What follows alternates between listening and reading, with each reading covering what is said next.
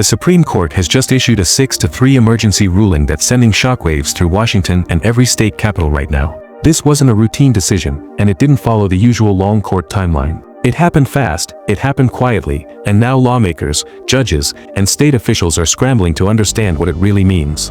This single emergency order could reshape the balance between federal authority and state power, not years from now, but starting immediately.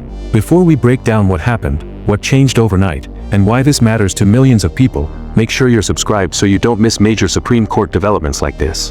What is an emergency ruling?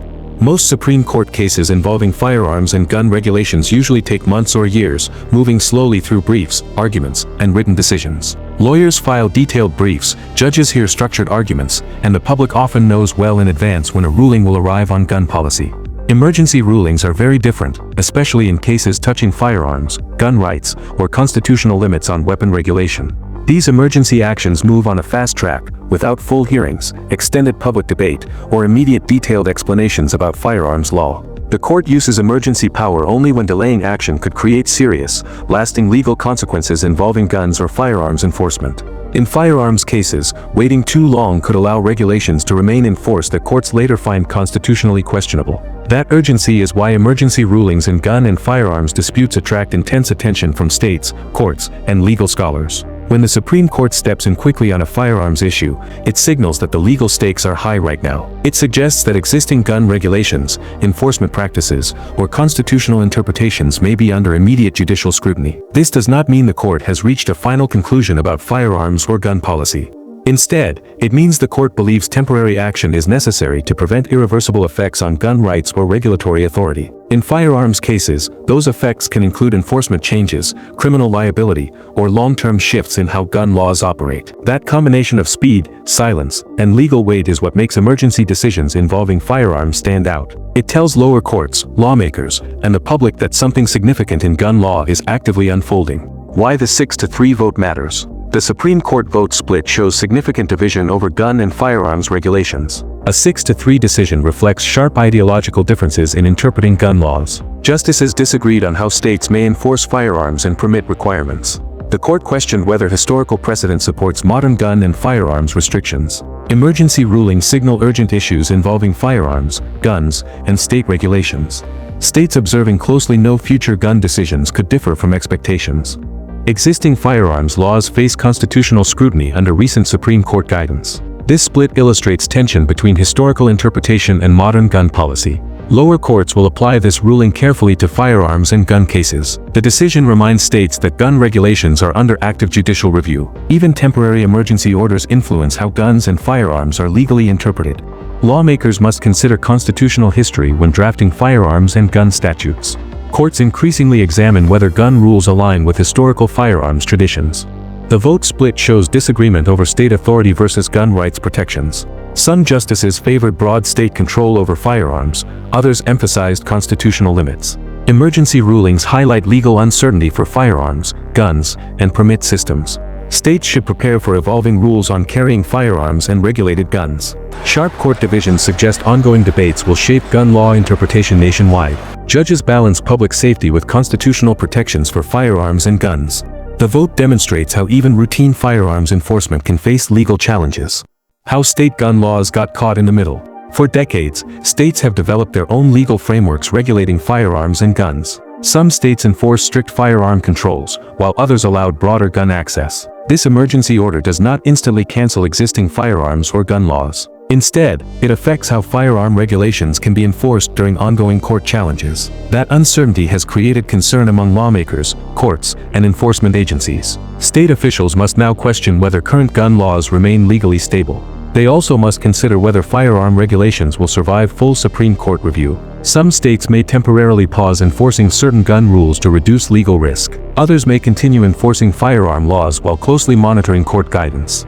Lower courts now play a key role in interpreting firearms restrictions under this order. This situation forces states to reassess how gun policies align with constitutional standards. Firearms regulations once considered settled are now under renewed legal scrutiny. Even unchanged gun laws feel uncertain during this review process. The emergency order has shifted legal expectations around firearms enforcement. It marks a turning point in how states approach gun regulation moving forward. Federal power versus state authority. At the center of this ruling is a serious constitutional tension. It asks who ultimately decides when state gun regulations meet federal constitutional rights. This case goes beyond firearms policy and into the structure of legal authority. The Supreme Court stepped in before lower courts completed their review. That early intervention changes how states understand their regulatory independence. Some observers view this as necessary protection of constitutional consistency. They argue courts must act early when rights may be affected. Others believe this move weakens state authority over gun and firearm regulation. They worry federal judicial power is expanding too aggressively. This disagreement reflects a long-standing debate in constitutional law. States want flexibility to regulate firearms based on local conditions. Courts want uniform standards for interpreting constitutional gun rights. When these goals collide, uncertainty spreads across the legal system. Lawmakers, courts, and agencies now watch closely for next steps. This ruling has placed that unresolved balance back into national focus. What this means right now. Right now, the most immediate consequence is widespread legal uncertainty across firearm and gun regulation. Attorneys nationwide are rethinking how firearm and gun cases should be argued in court. Lawmakers are slowing down and reconsidering how new firearm regulations are drafted. Courts are re-evaluating how existing gun laws may be challenged under constitutional standards. Pending firearm cases could now move through the judicial system more quickly. Some judges may pause decisions while waiting for clearer Supreme Court guidance.